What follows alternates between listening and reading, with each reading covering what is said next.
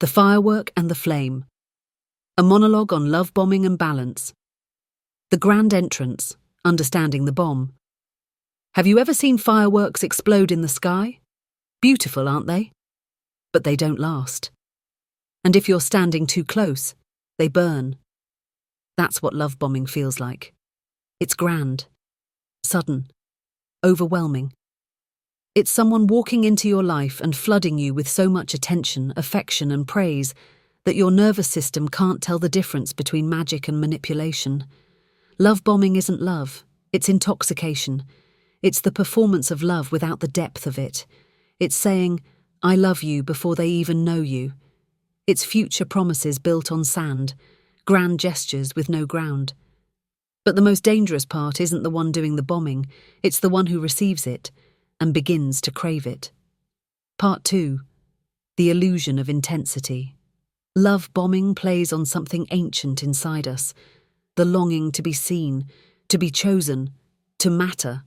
And when someone floods you with validation, it feels like fate, like serendipity, like they finally see the parts of you no one ever noticed.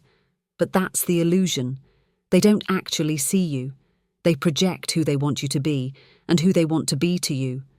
It's fast, it's loud, it's intense. But it's not real. Because real love builds slowly. It listens, it adjusts, it evolves. Love bombing doesn't want time, it wants control. Part 3. Why people love bomb. The giver's blind spot. Let's not vilify the one who gives it too easily. Because sometimes it's not malice. Sometimes it's unhealed trauma dressed as generosity. The love bomber might have learned early on that love is performance. That love means winning someone over. That they are only lovable when they overwhelm, impress, and dazzle. They pour out love because they are desperate to receive it back, not knowing that their fire hose of affection drowns the roots before they can grow. Sometimes love bombing is the fear of abandonment in disguise. The unconscious voice saying, if I make you fall fast, you won't leave me. But love built on fear can't last. It burns hot, then disappears. If you are the giver, ask yourself, are you expressing love or trying to earn it? Part 4. When you're the receiver, hooked on the high. If you've been love bombed, you know the high. You know the dopamine rush of constant texts, long late-night calls, and poetic promises of forever. After 2 weeks, you felt special, chosen, different. But then comes the shift. The attention fades, the tone changes, they're distant, cold, critical, and you're left confused, trying to get back to the high, wondering what you did wrong, chasing a version of the relationship that never truly existed. That's the addiction. You weren't in love, you were intoxicated. The crash after a love bomb isn't heartbreak, it's withdrawal. Part 5.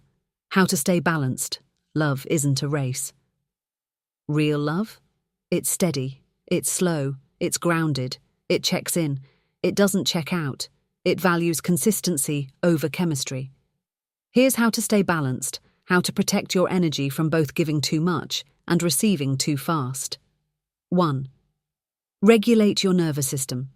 If someone feels like a roller coaster, pause. Excitement isn't always alignment. 2. Don't rush intimacy, emotional, physical, or spiritual. Get to know someone over time, not just in moments. 3. Love with boundaries. It's okay to express your heart, but don't abandon yourself to be loved. 4. Pay attention to pacing. Do their actions match their words over time? Are they showing up consistently, or just saying all the right things? 5. Check in with your body. Does this person bring peace or just passion? Does their presence ground you or make you anxious? Love that is healthy is rarely flashy. It's not a spark. It's a steady flame. Part 6. Self-wisdom, becoming the flame. To truly avoid both roles, the love bomber and the love bombed, you have to become something else entirely. You become the flame, not the explosion, not the wildfire, the steady candlelight that doesn't burn out or burn others. You give from a place of wholeness, not desperation. You receive with discernment, not delusion. And most importantly, you love yourself enough to not be swept away. Love isn't something to prove, it's something to be. Part 7. Recognizing the signs, red flags and gut whispers.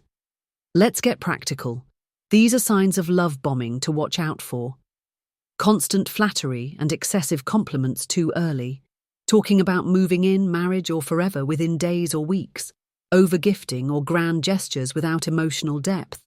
Jealousy disguised as, I care about you too much. Quick anger or mood changes if you ask for space. You're the only one who gets me, said to someone they just met. Isolating you from friends or routines. Making you feel guilty for needing boundaries. Love bombing can feel romantic. That's why it works. But if it feels too good to be true, it probably is. Don't ignore your gut. It knows before your mind does. Part 8. When you've already been bombed, the healing. If you've been through it, first forgive yourself. You weren't foolish. You were human.